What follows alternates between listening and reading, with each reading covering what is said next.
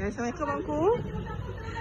Mangku, saya nak tanya Mangku, kenapa Mangku nak guna produk aloe vera forever living? Khasiat dia luar biasa, simple, senang nak minum, nak bawa ke mana pun senang, simple bagi saya lah. Lagi? Jaga kesihatan setia lah. Saya dalam 81 ni, saya jaga kesihatan saya. Umur Mangku 81 kan? Mangku sebelum ni ada makan suplemen kan? Makan macam-macam suplemen, saya hidup kan dah lama.